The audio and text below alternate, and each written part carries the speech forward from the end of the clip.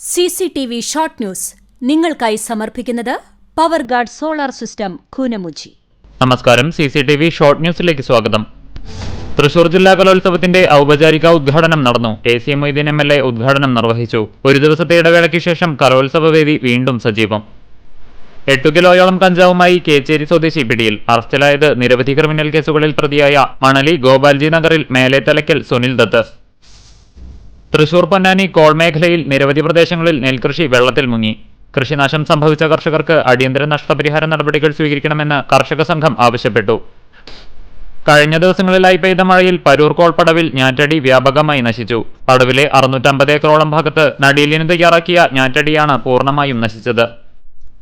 കടവല്ലൂർ കരിക്കാട് സ്കൂളിനു സമീപം പൈപ്പ് പൊട്ടി കുടിവെള്ളം പാഴാകുന്നു. 4 ദിവസം മുൻപാണ് പൈപ്പ് പൊട്ടിയത്.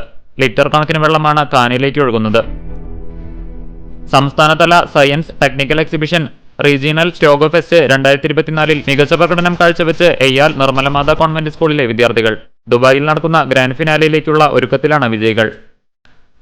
ചോട്ടിലപ്പാറ നിവാസികളുടെ വർഷങ്ങൾ നീണ്ട കാത്തിരിപ്പിന് വിരാമമാകുന്നു. 6 വർഷം മുൻപ് തകർന്ന ചോട്ടിലപ്പാറ പാലം പുതുക്കി നിർമ്മിക്കുന്നതിന് അനുമതിയായി.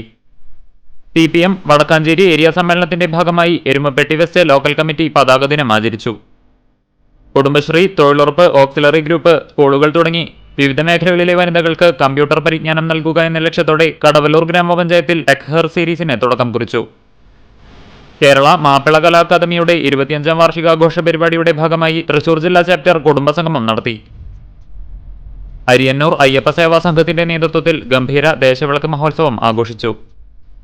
വടക്കേക്കാട് ICA ഹയർ സെക്കൻഡറി സ്കൂളിൽ സ്കൂൾ ക്വിസ് ക്ലബ്ബും NSS യൂണിറ്റും സംയുക്തമായി സജ്ജമാക്കിയ തുറന്ന ലൈബ്രറി റീഡേഴ്സ് ഹെവൻ ഉദ്ഘാടനം ചെയ്തു. ലോയേഴ്സ് കോൺഗ്രസ് ചാവക്കാട് കോടതി യൂണിറ്റിന്റെ ആഭിമുഖ്യത്തിൽ അഭിഭാഷക അവകാശ ദിനം ആചരിച്ചു. കൂറ്റനാട് സഹയാത്ര ചാരിറ്റബിൾ സൊസൈറ്റിയുടെ നേതൃത്വത്തിൽ നടത്തിയ ഭിന്നശേഷി ദിനാചരണം കവിയും സംവിധായകനുമായ രാജീവ് പിള്ളത്ത് ഉദ്ഘാടനം ചെയ്തു.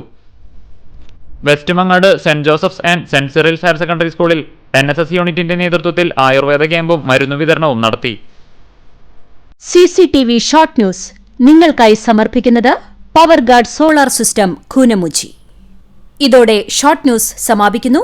കൂടുതൽ വാർത്തകൾക്കും വിശേഷങ്ങൾക്കും ഞങ്ങളുടെ web page, Facebook page, YouTube എന്നിവ സന്ദർശിക്കുക.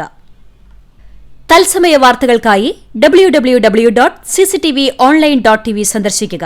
നമസ്കാരം.